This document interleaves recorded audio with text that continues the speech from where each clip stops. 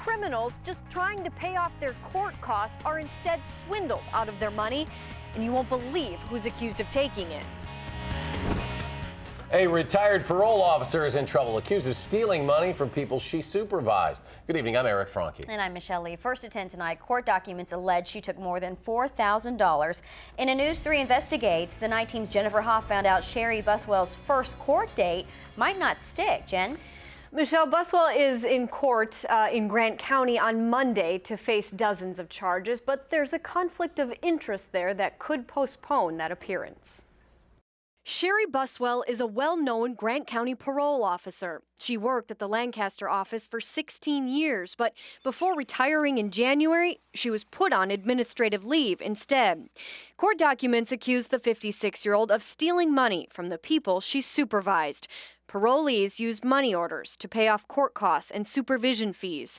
A criminal complaint says from June of 2011 to June of 2012, Buswell deposited more than $4,000 into her personal bank account. 21 victims are named in the investigation that started when Buswell's coworker reviewed her cases and found, quote, inconsistencies. On leave, her cases were dispersed to other agents, and the parolees questioned how they could still owe so much. The money orders ranged from $30 to $300. A Lancaster police sergeant didn't arrest Buswell. Rather, she was summoned to Grant County Court. But given the conflict of interest, the judge may recuse himself and assign someone new, which could delay Buswell's first court appearance. Already, a special Richland County prosecutor is on the case that County Attorney Jennifer Harper said is isolated to the 1 year, and she couldn't speculate on why Buswell would have allegedly taken all that money.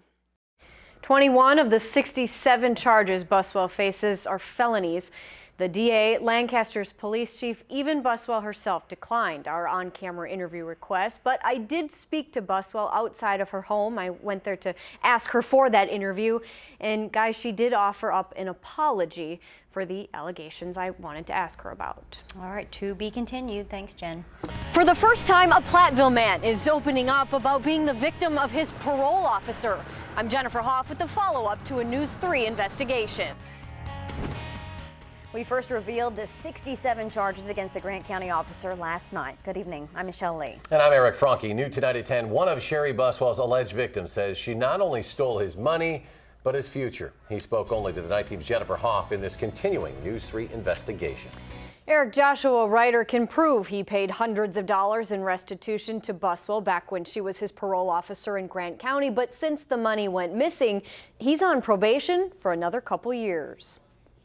Joshua Ryder was looking forward to freedom. I had a really good life working on the road. He built grain silos across the country. I had gotten into a fight. Until a judge ordered Ryder to serve probation 2 years ago. I hit him 3 times past self-defense. The 25-year-old owed thousands of dollars in court and supervision fees. On track, though, to pay it off, Ryder's sentence was supposed to expire last month.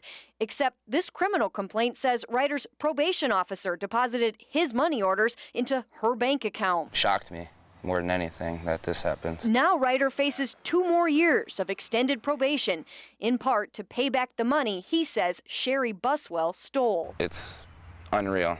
It really is. Another 20 victims are named in the documents that allege Buswell took more than $4,000 from 2011 to 2012. She had to be somebody people had to look up to because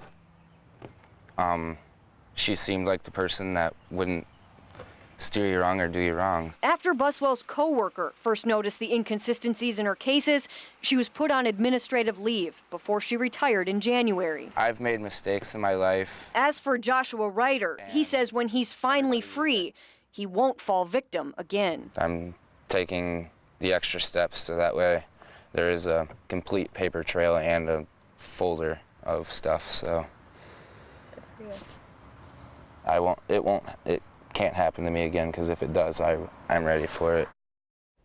Ryder is also fighting that probation extension, calling it unfair, while Buswell is due in Grant County Court Monday. But there's a possibility that there's a conflict of interest there, and her appearance could be delayed if a new judge has to be assigned to the case, guys. Interesting to see how this one plays out. One we'll continue to follow. Jennifer, thank you.